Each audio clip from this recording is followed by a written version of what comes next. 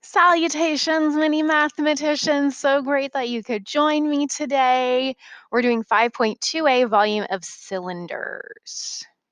So taking a look, we're going to review the volume of rectangular prisms and expand the formula to any right prism and cylinder.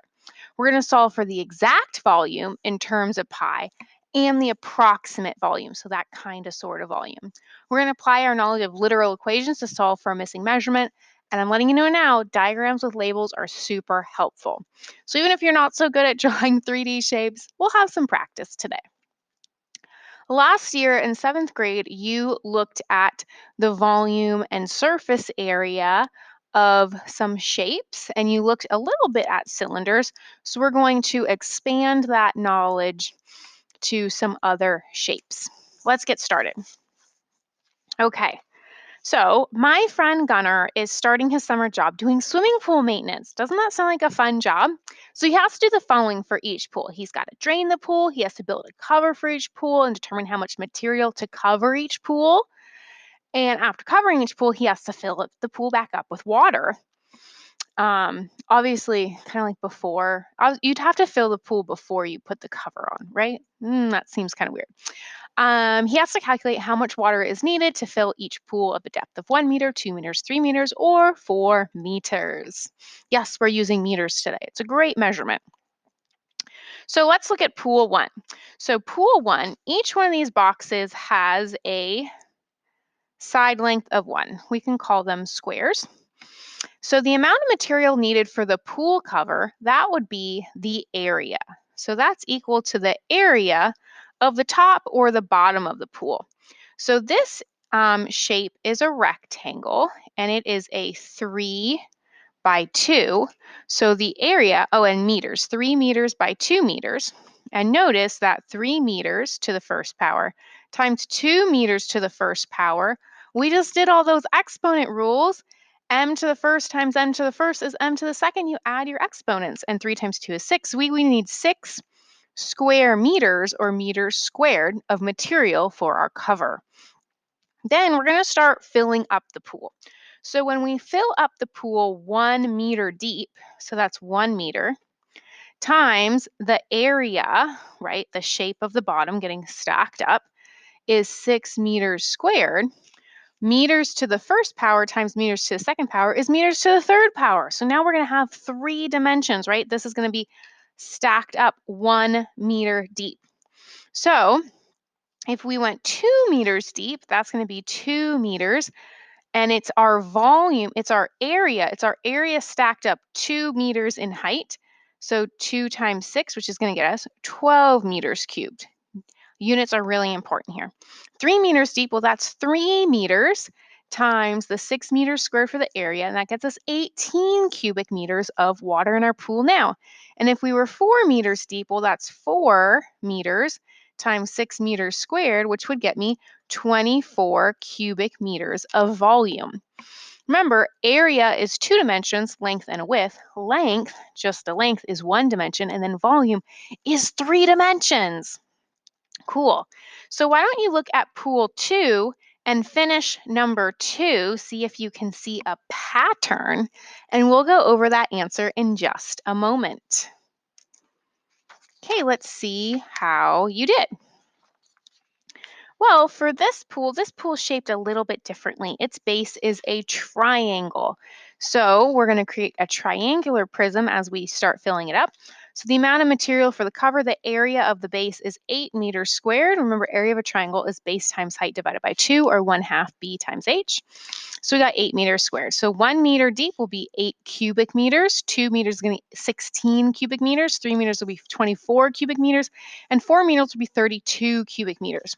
So maybe you notice that to find the volume of any pool for any depth, what we're going to do is the volume is going to be the area of the pool, so the bottom or top of the pool, right, times the depth of the pool. So that's what we are doing here, area times depth. Well, we're going to expand that to a formula we can use for any right prism. And by a right prism, I mean any shape that the base is congruent across from each other parallel. So for example, here, this rectangle would be the top and the bottom, so the base. So you could slice like a piece of cheese and they will all be congruent slices of the area. And then we're stacking them height amount. So that's what the equation capital V equals capital B times little h means. So capital V is the volume of any right prism. Capital B is the area of the base, and h is the height of an object. So you can think of taking slices of the base and having them being stacked up height amount of times to make the solid shape. So these shapes, we call them solids because volume, there's stuff inside. We also call them polyhedrons, meaning there's multiple faces and it's solid inside. Perfect. Let's keep going.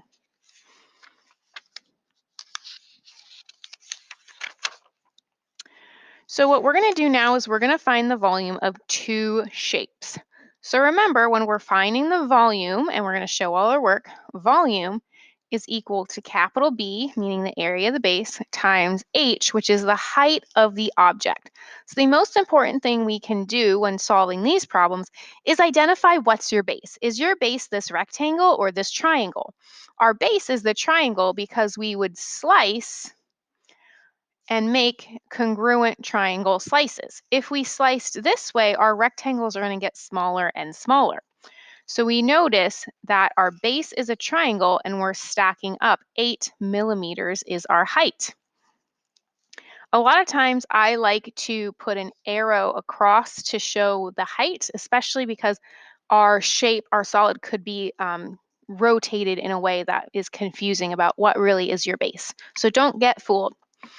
So the area of a triangle is base times height divided by 2. So the area of our base, capital B, and that is just about the shape of the base, this triangle here.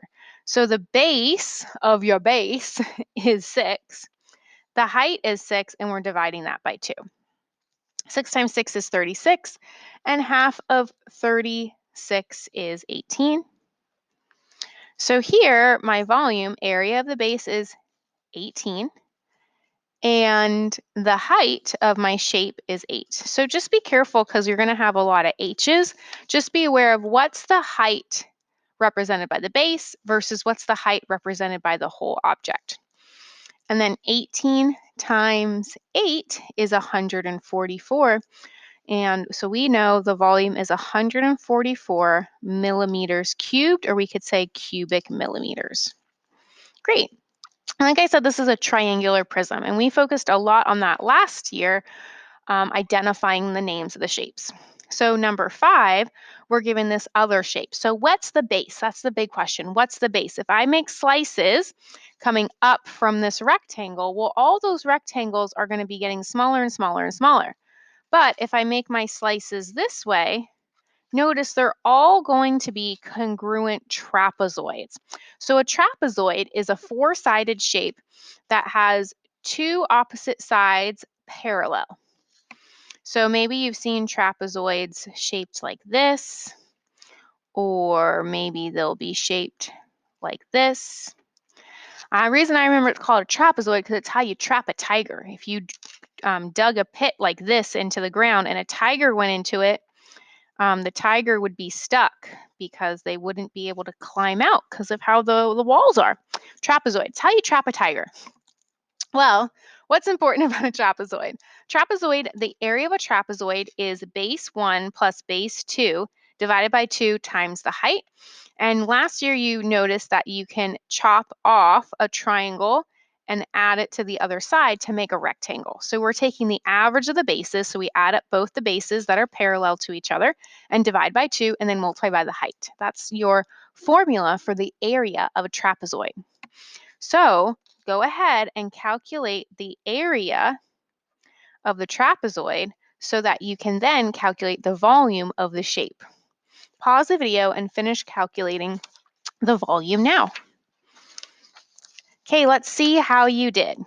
Well, when I calculated the area of my trapezoid, I got 26, and the height of my entire figure is 12 feet. So from here, I knew that 26 times 12 is 312 cubic feet. Excellent work. So remember, sometimes you won't have all the numbers written where you need them, the measurements, but look around and see if you can fill in the missing information. Okay, let's take a look. Gunnar has one more pool, you guys, and this is a really special shaped pool. So this is pool number 3 for Gunnar.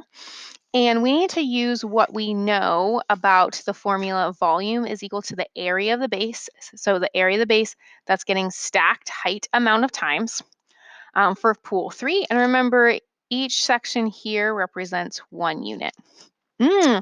Oh, so the base is a circle. So instead of a perimeter, do you guys know perimeter is not, circles don't have perimeter. Perimeter is adding up all the sides, and circles have no sides. Remember that song like in kindergarten? A circle is round, it has no end. That's how long we're gonna be friends. Okay, so we call the perimeter of a circle a circumference. So this is also something you learned last year. So little reminder, circumference is equal to pi times diameter, and diameter of a circle is all the way across, and a radius of a circle is from the middle halfway. And so we can also say circumference is 2 pi r, because 2 times the radius is the diameter. So taking a look here for this circumference, our circumference is equal to, well, the diameter is 2. So it's just 2 pi.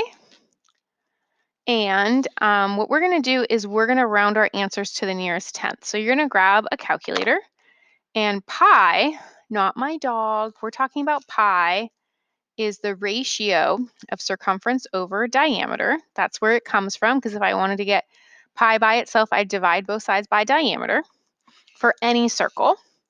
And for any circle, it's going to be approximately 3.14. We use that as an approximation, but it's not exact. It's an irrational number that goes on forever. Okay, so here, if we do 2 times, I do have a pi button, so I can have a really big number, but since we're just rounding today and approximating, I'm going to use 3.14 as an approximation for pi. So we get about, and here it says round to the nearest tenth. So this is about, to the nearest tenth, there's an 8 next door, so about 6.3 meters. So the area, maybe you remember the area of a circle is pi r squared. So again, working in some cool exponents here. So here, we're going to use 3.14 as an approximation for pi. Our radius of our circle is 1. 1 squared is 1. So I guess we should use approximation there. It's about 3.14 meters squared for our area. So when we're trying to find the volume, how much can fit inside, 2 meters would be 2 meters times 3.14 meters squared. So we're always, remember, going to be multiplying the area of the base times the depth. So this will be 4 meters, and this is going to be 10 meters. So let's see what we get. 2 times 3.14. And it does say round to the nearest tenth, so you can always use 2 times 3.14, about 6.28. So we're going to use an approximation symbol, about 6.3 meters cubed. And what's cool about these scientific calculators, I can just use the up button and I can edit this. So now I'm going to do 4. Approximately rounded to the nearest tenth, 12.6 meters cubed. And 10, well, it erases some of it, but that's fine, 3.14. So I guess I didn't really need to use a calculator for that, did I? 31.4 meters cubed. Don't forget your units. Okay, so what type of three-dimensional object is pool 3? Once we have that base and we start filling it up, what do we end up with? It looks like that's right, it's called a cylinder. So let's practice drawing some cylinders. Sometimes I like to start with the top and then have my nice sides and give it a circular bottom and then kind of put a ghost back of it so you can't really see through the cylinder. So this is the cylinder. I also like to call it a can of soup, or Pi likes to call it a can of special dog food. Okay, so what we're going to do is we want to look at the formula for the volume of a cylinder. You're right. It's the same as the formula of any right prism because this shape is just a circle stacked, but circles are really special in math, you guys. Circles have special powers and they're just, oh, they're so respected. So what we have is we know that volume is equal to base times height, but the area of a circle is just, it's special. So when we say the volume of a cylinder is, well, the area of a circle is pi r squared, and then you have times height. So remember that, and we have to describe each part of the formula and how it relates. So volume is stacking the base, in this case the circle,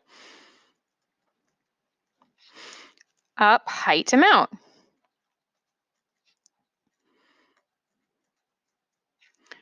Of times, stacking up height amount of times to create the solid cylinder.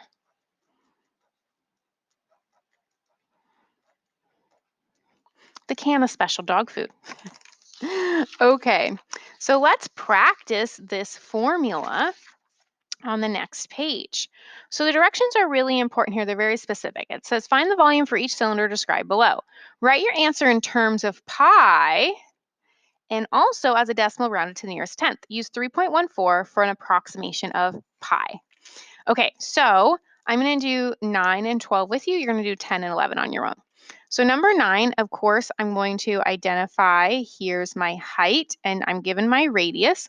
They will try to trick you and give you a diameter. Do not be fooled by the trickery. You are better than that. Okay, so start with the equation. Volume is pi r squared h, area of a circle times the height. So pi, the radius is 3 being squared times the height of the cylinder, which is 5. So order of operations, 3 squared is 9, 9 times 5 times pi. So this is exactly 45 pi inches cubed. So this is one of our answers because it asks us to give the answer in terms of pi and also as a decimal rounded to nearest tenth. So our approximate answer, we're going to use those squiggles and we're going to grab our calculator. We're going to say, okay, what's 45 times 3.14? So before you even press enter, I've made mistakes on calculators before where I press the wrong button. So before you even think about that, think about 45 times 3 and know that it's going to be a little bit more than that.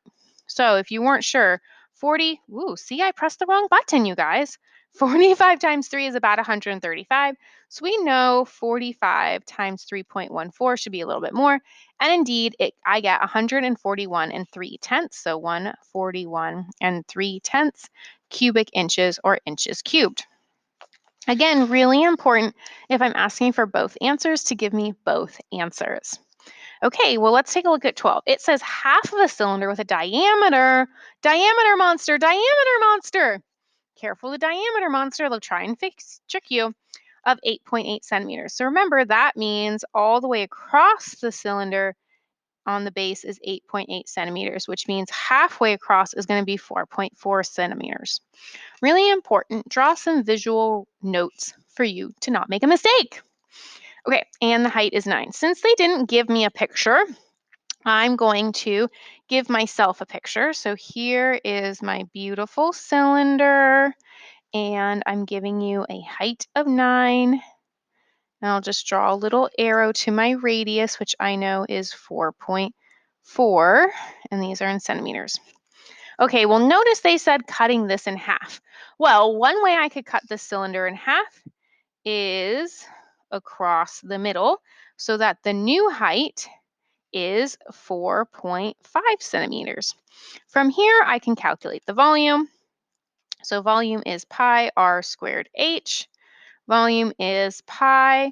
R squared is 4.4 being squared. Please use a calculator. And the height is 4.5. So from there, of course, I grab my calculator. Don't do too many things in your calculator at one time because your calculator doesn't do order of operations. So volume is equal 4.4 squared. So you can put 4.4 use that x squared button to get the square. 19.36, so 19.36 times 4.5 pi. So the volume is equal to 19.36 times 4.5. Notice I'm just continuing with the value that was in my calculator. We never want to round until the end, and by just using the number that's there, I don't have to press as many buttons. Pressing less buttons means less chances to make a mistake. So here, my answer, 87.12 pi cubic centimeters, which is approximately, just take that answer and I'm going to multiply it by 3.14, and I get this number. And remember, I'm rounding to the nearest tenth, and next door is a 5, so that in the tenths place is going to be a 6. So approximately 273 and 6/10 cubic centimeters. So you might be saying, Mrs. Barr, I did this differently, or I thought of it differently. Maybe you find the volume of the entire thing and then divide it by 2. So you could have used a height of 9 and a radius of 4.4, and then just calculated the whole thing and divided it by 2. So taking the whole volume and divide it by 2, and you'll get the same answer. You'll get exactly 87.12 pi cubic centimeters, which is approximately 273.6 cubic centimeters. Cool beans. So again, you could have done it either way. You'll get the same answer. So go ahead, take a moment, finish 10 and 11, and we'll go over them as soon as you are ready. Okay, let's see how you did. Number 10, taking a look at 10, we have this cylinder. So volume pi r squared h. Notice they gave us the radius there. Square that first and multiply by 7, exactly 43.75 pi cubic yards, which is approximately 137.4 cubic yards. So then down here, again, this was doing this other problem 2 ways. And remember, always a good idea to draw a picture when one isn't provided. And there was your diameter monster. Okay, so here, the radius is 21 millimeters, the height is 19 millimeters. Maybe you drew a picture, good on ya. Here, when I substitute in, I get exactly 8,379 pi cubic millimeters, which when I put in my calculator, I got 26,310 and 600ths. So rounding to the nearest tenth, it's approximately 26,000. I think a comma in there would make us be able to communicate that better. So 26,310 and 1/10 cubic millimeters. Really nice work. Okay, so we're going to take a look at some word problems to apply our knowledge here. So directions say solve the problem and show all your work. Use 3.14 for the approximation of pi using your calculator and round to the nearest tenth when needed. Write your answer in a complete sentence. No getting lazy here, kiddos. Okay, the volume of a cylinder is this with a diameter of this. I don't know. Let's draw a picture if there's one not there for us. So here's my cool cylinder. And they told me my diameter, so all the way across is 16.4 millimeters. So I know halfway my radius, half of 16 is 8, half of 4 is 2. So 8.2 millimeters, because I need my radius. And what else did they tell me? Ooh, I don't know my height, but I know my volume is 4,224.8 cubic millimeters. So that's all the information they gave me in my problem. And it's asking me to find the height of the cylinder. So I'm asked to find the height. What you can do is we can use our skills back from Module 1 when we solve for one variable in terms of others. We call them literal equations. So from this equation, we can solve for the height. So since height is being multiplied by pi r squared here, to get height by itself, I can just divide both sides by pi r squared. And then we know that height is always going to be equal to, for a cylinder, volume divided by pi r squared. And then we can use this to substitute in the numbers. I'm just going to give a little squiggle because maybe we can use this equation again, like on homework or something else. I don't have to derive it, although it's really easy to derive, right? Shouldn't use the word easy, efficient.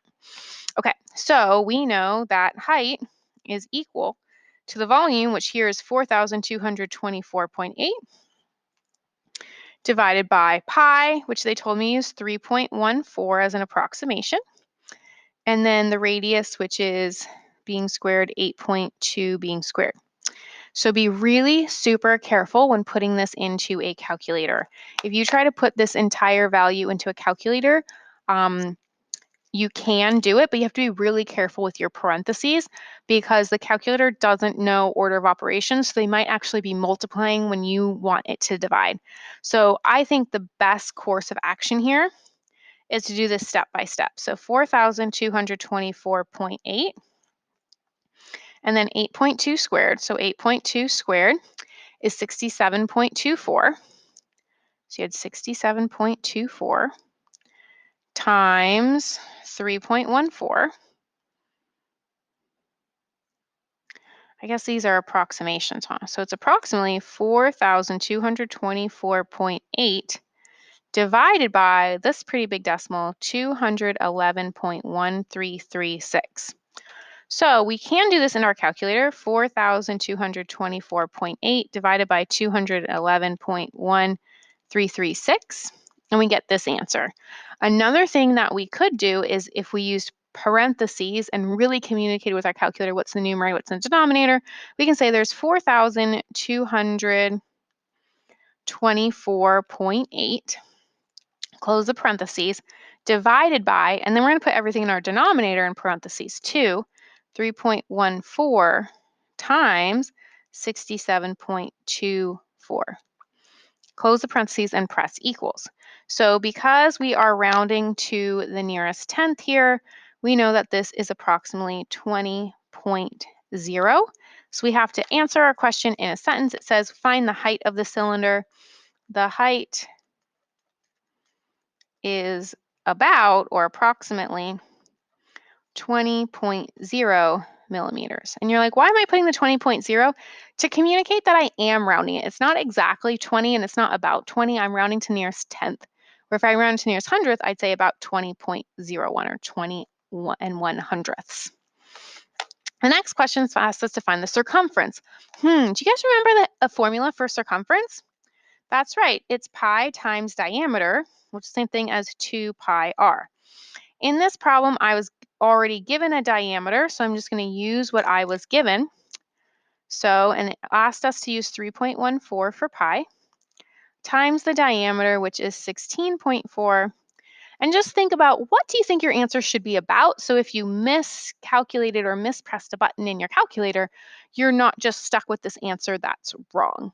So when we multiply this together, we get approximately 51.496 in the calculator. So we know rounding to the nearest tenth, approximately 51.5. So of course we want to put that in a nice sentence and say the circumference is approximately or about, right? 51.5. And the units on the circumference, it's just one dimension, so it's just millimeters. Give it a box or a circle so you know where to find your answer. Wonderful. Let's move on to the last page. So we're going to be continuing with these word problems. So 14 says, for a science project, Jackson put out a can to collect rainwater. The can was 11 inches tall and had a diameter of 8 inches. Watch out, diameter monster. Ah! Okay, so if it rained exactly 20 cubic inches each day, how many days did it take to fill the can? Okay, when we are doing this, let's come up with a problem-solving plan. Let's come up with a plan. So we know if it's raining 20 inches each day, we want to know how many days it takes. We're going to need the volume of the can divided by 20 to equal the number of days to fill the can. I highly recommend drawing a picture to finish this one and answer in a complete sentence. And then I'd like you to also work on 15. Remember, we're using 3.14 for pi, not the pi button. And we will go over those as soon as you are ready. Thanks for pausing the video. Okay, let's see how we did. So number 14, when I calculated the volume of the can, I got 176 pi cubic inches, which is approximately 552 and 64 cubic inches. Notice if we take 552.64 and divide by 20, we end up with 27.632. So in 27 days, the can will not be full. So we're going to say it will take about 28 days to fill the can with rainwater. Nice. Okay, so let's take a look at 15. So 15, you needed to calculate the radius for each bottle. So we could have used literal equations again, and you ended up maybe with r squared is equal to the volume divided by pi h, and you got stuck. And you're like, well, how do I undo that squaring? Well, to undo squaring, we use square roots. And we're going to go over that more later in next module. And the square root symbol on your calculator, because it's undoing of squaring, if you press second and you press the x squared, there's your cool square root symbol. It's also called a radical. So let's try to find the square root of a number we know. Well, I know 2 times 2 is 4. Square root of 4 is 2. Or second square root, if I wanted to, I know 4 times 4 is 16, so square root of 16 is 4. Cool. What you could also do is you could plug in the numbers for volume, 3.14 for pi, r squared, and 20. And when you simplify or solve using inverse operations to get r squared by itself, you get r squared is 25, which we all know that 5 times 5 is 25. So this radius is 5. Similar work over here. If I plug in the numbers for volume, 3.14 for pi, r squared I'm solving for, and 12 for the height, I can get r squared by itself to be 25, and we know the square root of 25 is 5. So the radius of each bottle is equivalent. Well, then we need to look at the unit price. So we did a lot with unit price last year. So we want to look at the price per cubic centimeter so we can compare them. So here, bottle 1 is $89.50. So I divide that by the volume of the bottle, which they gave me up here. And I find that it's about 6 cents per cubic centimeter. That was the long, crazy decimal I got. Where bottle 2, I found it to be only about 5 cents per cubic centimeter. This is the crazy decimal I got to round to money. Money has 2 decimal places. So which bottle is the better buy? Bottle number 2 is the better buy because you get the same amount of volume, 1 cubic centimeter, for a cheaper price. 5 cents is cheaper than 6 cents. Excellent job, mini mathematicians. Thank you so much for exploring volume of cylinders with me. Stay psyched, do your best, be nice to everyone, and make it the best day ever.